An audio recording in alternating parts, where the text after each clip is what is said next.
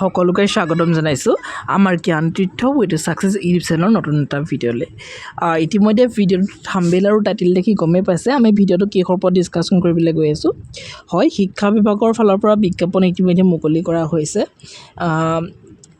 য'ত নেকি আপোনালোকৰ টিচিং পোষ্টৰ লগতে নন টিচিং পোষ্টৰ কাৰণেও তেওঁলোকে ভেকেঞ্চি আউট কৰিছে। চ' BA DLED নহ'লেও ইয়াতে কিন্তু আপোনালোকে আবেদন কৰিব পাৰিব। চ' ভিডিঅ'টো স্কিপ নকৰাকৈ সম্পূৰ্ণকৈ চাব, কাৰণ ইয়াতে ভেকেঞ্চি ডিটেইলছ সকলোখিনি ইয়াতে আলোচনা কৰা হ'ব। আৰু পাৰ মান্থ চেলাৰী আপোনালোকে ইনিচিয়েলি প্ৰায় 32,928 পাৰ মান্থ আপোনালোকে লাভ কৰিব। ঠিক আছে, এতিয়া আমি ডিটেইলছ এডভাৰটাইজমেণ্টটো ইয়াতে আলোচনা কৰিম। ইয়াতে যদি চাওঁ, প্ৰথম পষ্টটোৱে আছে আপোনালোকৰ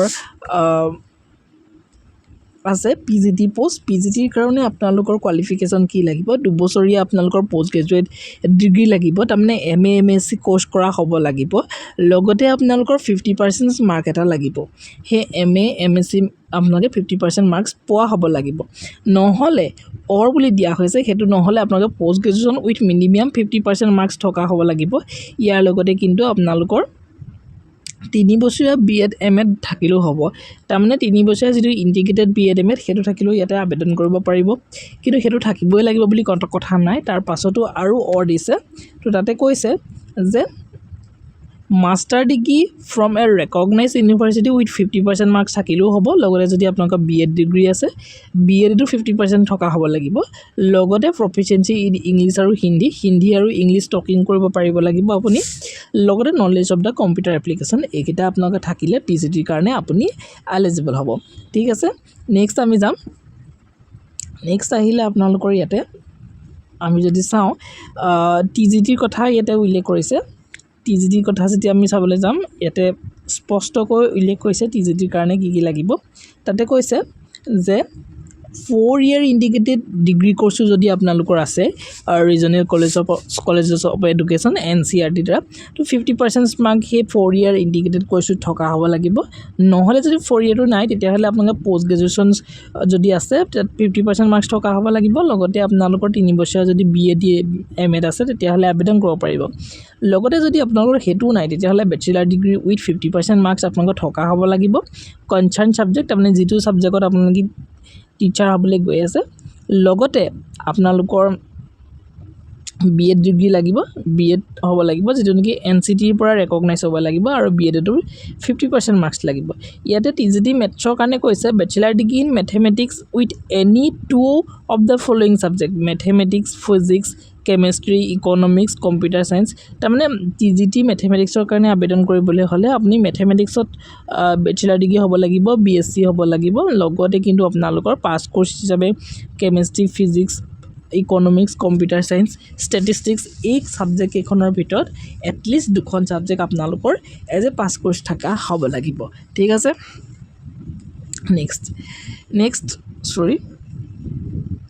নেক্সট ইয়াতে কৈছে TGTৰ আপোনালোকৰ যিটো কম্পিউটাৰ ছায়েন্সৰ কাৰণে কৈছে BCA or graduation computer science যদি আছে, or BE BTech computer science or graduation in any subject and A level course from, তাৰমানে আপোনালোকৰ যদি BCA আছে তেতিয়াহ'লে আবেদন কৰিব পাৰিব। লগতে BEdটো লাগিবই। লগতে যদি গ্ৰেজুৱেশ্যন কম্পিউটাৰ ছায়েন্সত কৰিছে তেতিয়াহ'লেও আবেদন কৰিব পাৰিব। নহ'লে BE BTech যদি কম্পিউটাৰ ছায়েন্সত কৰিছে তেতিয়াহ'লেও আপোনালোকে আবেদন কৰিব পাৰিব। ঠিক আছে, কিন্তু লগতে BEd ডিগ্ৰীটো ইজ নেচেচাৰী হয়, সেইটো লাগিবই। Pass in central eligibility test, তাৰমানে CTETত পাছ কৰা হ'ব লাগিব। Teachers eligibility test conducted by CBSE govt in accordance with the guidelines frame by the NCT for the purpose. ঠিক আছে, CTET বা যিকোনো ধৰণৰ ষ্টেট টেট সেইবিলাকত আপোনালোকে পাছ কৰা হ'ব লাগিব। ঠিক আছে, লগতে এইটো দিয়াই আছে যে প্ৰফিচিয়েঞ্চি অফ দ্য ইংলিছ আৰু হিন্দী টকিং থকা হ'ব লাগিব, knowledge of the computer application. Next PRT কাৰণত ঠিক একেধৰণেই দিয়া হৈছে যে আপোনালোকে গ্ৰেজুৱেট পাছ কৰা হ'ব লাগিব, 50% মাৰ্কছ থকা হ'ব লাগিব। নহ'লে BLEd বা DLEd ডিগ্ৰী থাকিলে আপোনালোকে আবেদন কৰিব পাৰিব।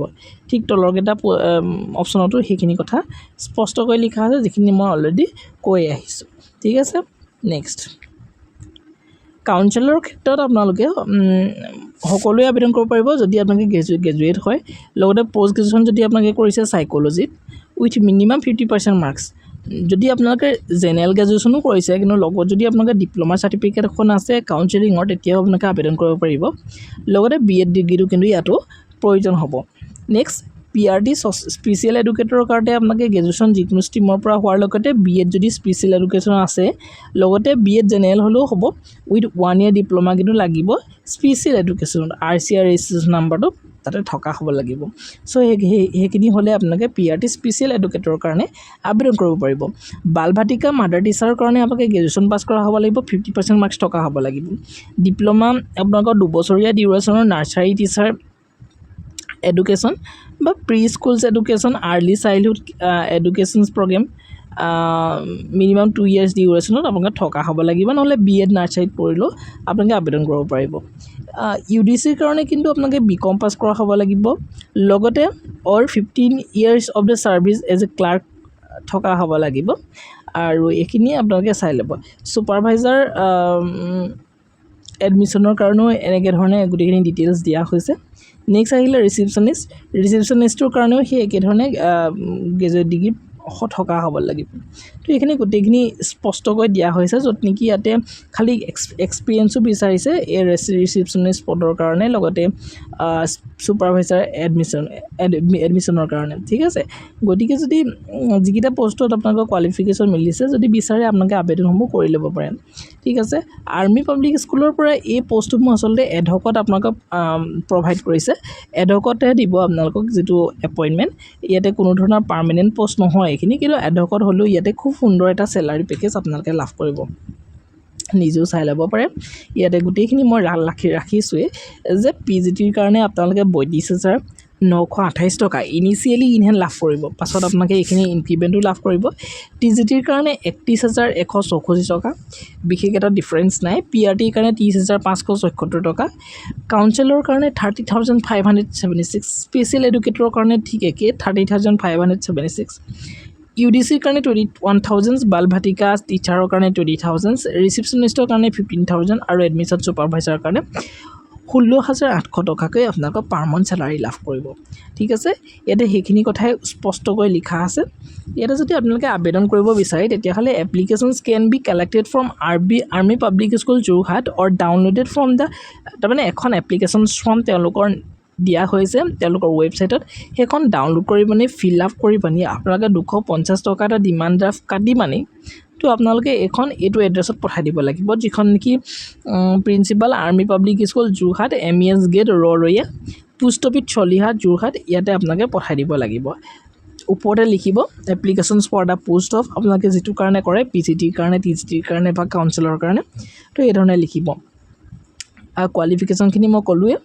Last date of the submissions আপোনালোকৰ 7 জুলাই আগতে কিন্তু যোৰহাট গৈ পাব লাগিব চ' আজি 2 জুলাই গতিকে যদি বিচাৰিছে কৰি লওক আৰু আপোনালোকৰ যিসকলক শ্বৰ্টলিষ্ট কৰিব সেইসকলে কিন্তু ইণ্টাৰভিউ দিবলৈ পাব ঠিক আছে এইখিনিতো আলোচনা কৰিলোৱে বাকী আপোনালোকৰ এইখন তেওঁলোকৰ এপ্লিকেশ্যনছ ফৰ্মখন মই এপ্লিকেশ্যন ফৰ্মখন বাৰু আপোনালোকে যদি বিচাৰে মই টেলিগ্ৰামত এভেইলেবল কৰি দিম য'ত নেকি আপোনালোকে ইয়াতে নিজৰ ফটোগ্ৰাফ এখন লগাব লাগিব নিজৰ নামটো ব্লক লেটাৰত লিখিব লাগিব দেউতাৰ নাম লিখিব লাগিব date of birth nationality state এই গোটেইখিনি স্পষ্টকৈ আপোনালোকে ফিল আপ কৰিব লাগিব আৰু খুব সুন্দৰকৈ ফিল আপ কৰিব কিবা যদি অসুবিধা পায় ডেফিনেটলি আমাক সুধিব পাৰে আমি ডেফিনেটলি আপোনালোকক সহায় কৰিম আজিকালিতো আপোনালোকক আমি যিটো আমাৰ হোৱাটছআপ নাম্বাৰ সেইটো আপোনালোকক আমি দিয়ে দিছোঁ গতিকে যিকোনো ধৰণৰ প্ৰব্লেম থাকিলে আমাক সুধিব পাৰিব ঠিক আছে তো ইমানেই আছিলে ভিডিঅ'টো মই ভাবিছোঁ ভিডিঅ'টো আপোনাৰ কাৰণে হেল্পফুল হৈছে আৰু হেল্পফুল হৈছে বুলি যদি ভাবিছে ডেফিনেটলি সেইটো আপোনালোকে এটলিষ্ট ছাবস্ক্ৰাইব কৰি ৰাখিব যাতে